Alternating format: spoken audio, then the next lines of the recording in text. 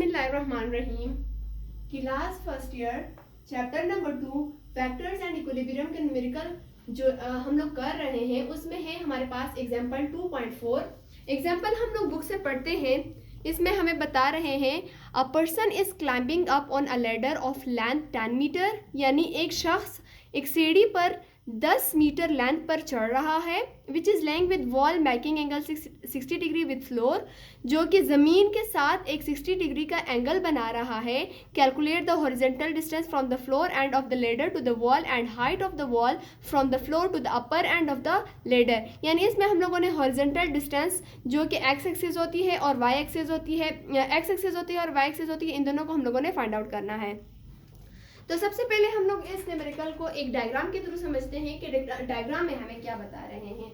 ये हमारे पास एक वॉल है, एक दीवार है और ये हमारे पास फ्लोर है। आप लोग ऐसे कंसीडर करो कि ये हमारे पास वॉल है और ये हमारे पास फ्लोर है।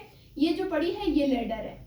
एक शख्स चढ़ रहा है एक सीढ़ी पर 10 मीटर के लेंथ पर, और इसका ए वाई यानी जो वर्टिकल कंपोनेंट है वो हम लोगों ने फाइंड आउट करना है, और एक्स कंपोनेंट जो कि हॉरिजॉन्टल कंपोनेंट है वो भी हम लोगों ने फाइंड आउट करना है।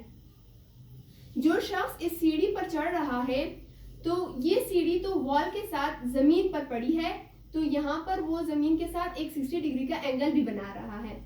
तो सबसे पहले हम लोग एक डाटा कलेक्ट करते हैं। लेंथ हमें दिया गया था जो कि 10 मीटर था और एंगल थीटा 60 डिग्री बन रहा था। एक्स कंपोनेंट जो कि हॉरिजॉन्टल होता है वो हम लोगों ने फाइंड आउट करना है, और वर्टिकल कंपोनेंट ए वाई वो भी हम लोगों ने फाइंड आउट करना है। जब आप लोग पीछे से चैप्टर पढ़ते हो, जब वेक्टर कंपोनेंट ऑफ एक्स आता है, वेक्टर कंपोनेंट ऑफ वाई आता है, तो आप लोग जो है ना एक फार्मूला वहां पे सीखते हो जो कि A x is equal to A cos theta होता है, और ए वाई कंपोनेंट के लिए फिर अलग फार्मूला होता है।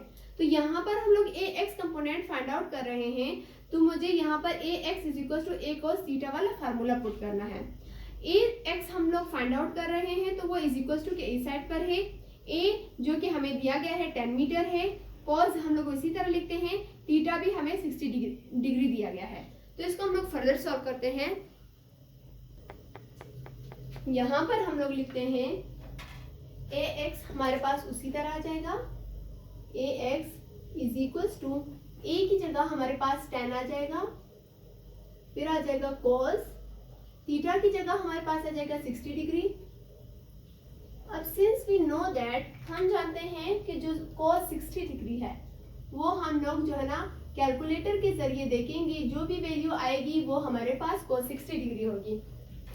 अब न्यूमेरिक कैलकुलेटर के जरिए हम लोग कैसे देखते हैं, ये जो cos थीटा है उसका बटन दबा के 60 डिग्री हम लोग लिखते हैं, हमारे पास इसका आंसर आ जाता है 0.5। तो यहाँ पर हम लोग लिखते हैं 10 cos 60 हमारे पास जो है ना वो 0.5 के बराबर है, तो यहाँ पर हम 0.5 लिखते हैं और इन दोनों को आपस में मल्टीप्लाई करते हैं तो हमारे पास ए एक्स कंपोनेंट आ जाएगा। अब 10 को जो है ना हम लोगों ने 0.5 के साथ मल्टीप्लाई करना है।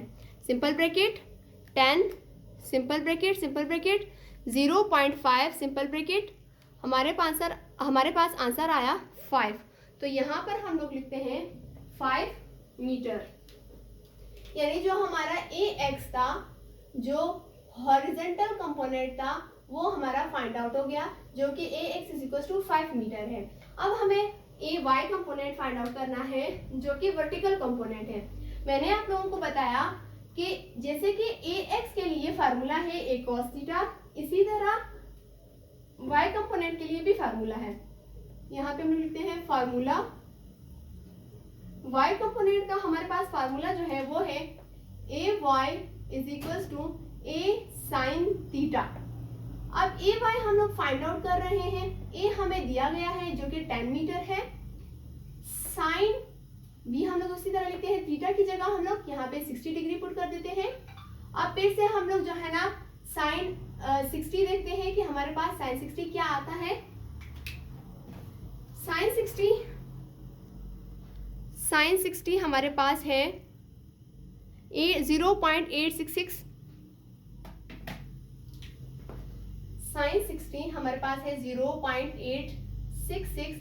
अब इस वैल्यू को हम लोगों ने 10 के साथ मल्टीप्लाई करना है, जो आंसर आएगा वो हमारे पास ए वाई कंपोनेंट होगा। हम मल्टीप्लाई करते हैं 10 मल्टीप्लाई बाय 0.866, हमारे पास आंसर आया 8.66 metre. 10 multiply by 0.866 is equals to, हमारे पास आंसर आया 8.66 मीटर। यानी जो हमारे ए वाई कंपोनेंट है वो है 8.66 मीटर। हमारा जो ए एक्स कंपोनेंट वो 5 मीटर आया, ए वाई कंपोनेंट 8.66 मीटर आ गया। और इस तरह हमारा जो न्यूमेरिकल नंबर एग्जाम्पल नंबर 2.4 है वो भी कंप्लीट हो गया।